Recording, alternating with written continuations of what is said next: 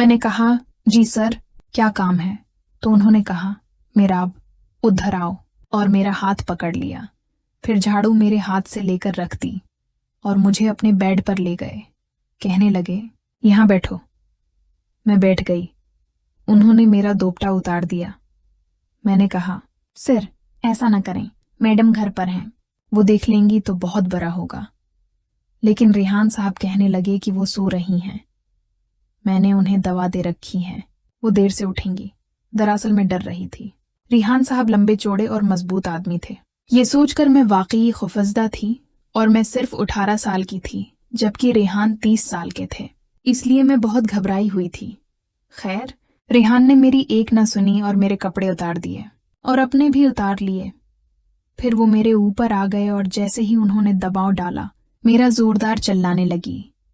रेहान ने मेरा मुन्ना दबा लिया और अपना काम जारी रखा। मैं चलाती रही, लेकिन उन्होंने एक न सुनी और अपना काम किए बगैर नहीं रुके। मेरी आंखें खुली की खुली रह गई थीं। मेरी हालत बहुत खराब हो गई थी। रेहान मुझे उठने के लिए कह रहे थे, लेकिन मुझे होश नहीं था। उन्होंने मेरा हाथ पकड़कर खड़ा किया और मुझे बाथरूम ले गए। मैं बाथरूम से होती हुई आहिस्ता आहिस्ता चलती हुई वापस आई। मुझे होश नहीं था। मैं खुद से चल भी नहीं पा रही थी। मेरी तबीयत बहुत खराब थी।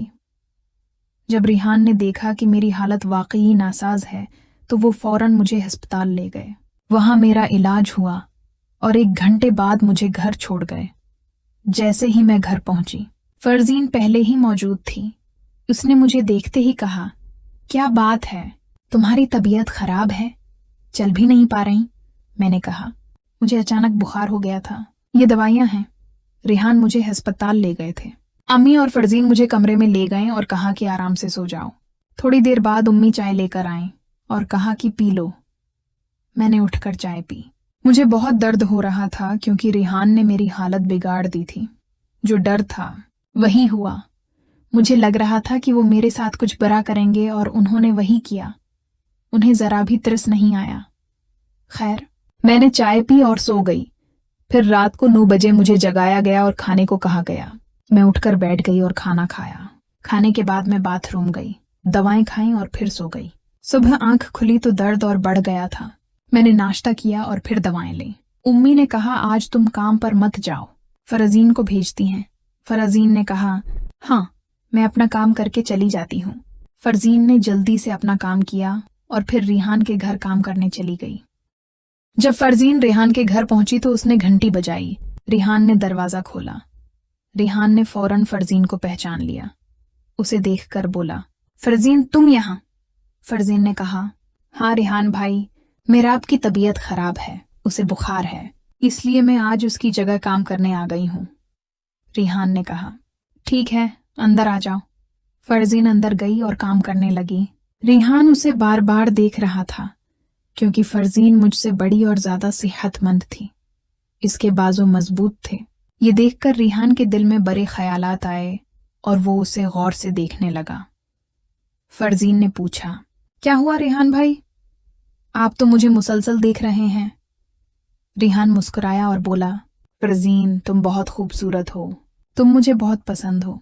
फिर रेहान अहेड ऑफ स्टेटे उसे पकड़ लिया और फरजीन ने कोई मुजाहमत नहीं की। शायद उसके दिल में भी कुछ था। वो काफी देर तक एक दूसरे के करीब रहे।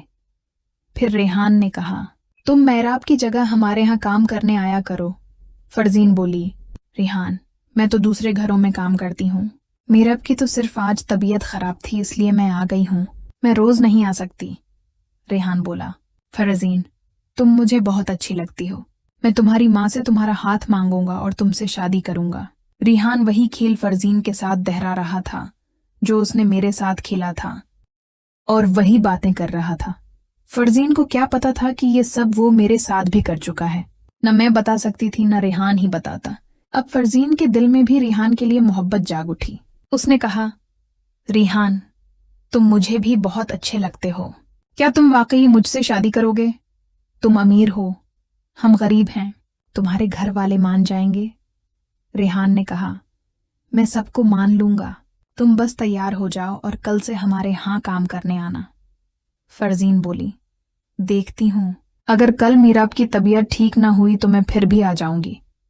रेहान ने फरजीन के गाल पर हल्का सा थपड़ी दिया और कहा, यार तुम बहुत अच्छी लगती हो।